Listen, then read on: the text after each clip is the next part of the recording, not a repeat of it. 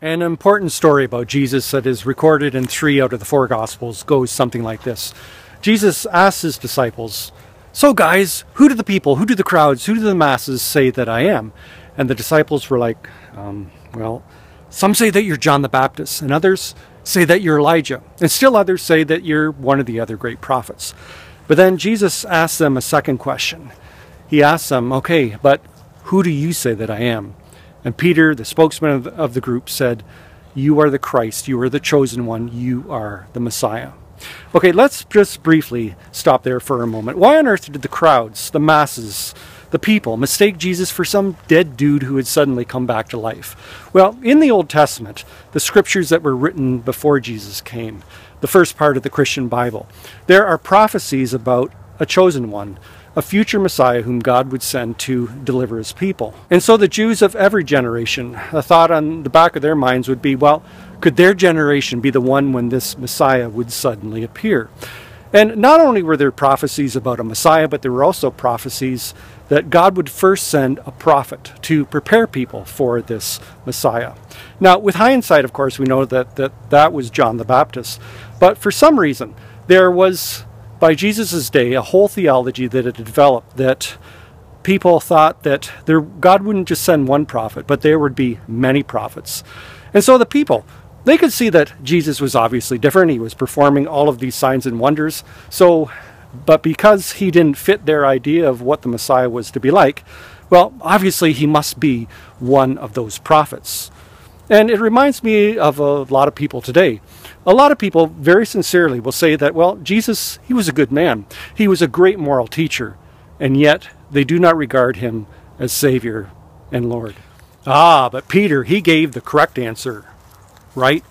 Well, yes and no. The story continues that after Peter's confession, Jesus plainly began to tell his disciples what was about to happen to him, that he would be arrested by the religious authorities, he would be abused and tortured, and then ultimately executed. Now, this caused a major freak out with Peter, and the story goes that Peter actually took Jesus aside and began to lecture Jesus on about how he should be more Messiah-like. And then Jesus famously turned on Peter and in front of all of them said, "Get behind me, Satan, for you do not have in mind the things of God, but rather the things of man." Okay, so where did Peter get these weird ideas from? Well, again, going back to those prophecies in the Old Testament, there were those prophecies that clearly said that the Messiah would suffer and be rejected and executed by his own people. But then there were other prophecies that, well, you could see why people would misinterpret them, just the way they were worded, I guess. They would seem to imply that the Messiah, well, he was supposed to be warrior-like, that he would deliver his people from their enemies. And of course, with Israel at the time of Jesus being under Roman occupation, with Roman troops garrisoned throughout the country, that was the kind of Messiah that people wanted. And that was the kind of Messiah that Peter wanted. So it boiled down to human nature. What kind of Messiah would you rather have? Suffering, turn the other cheek kind of Messiah? Or one that's victorious and will defeat your enemies? Now, there's 2 main points to this story. The first is, for some of you watching this video, maybe you're not a Christian, you're not a believer, and yet you sincerely regard Jesus. Well, he was a great teacher, he was a very moral man, and yet you do not consider him Lord and Savior. May I challenge you that maybe he was much more than a great moral teacher, that he really was the Son of God. He was the Messiah that was prophesied about in the Old Testament.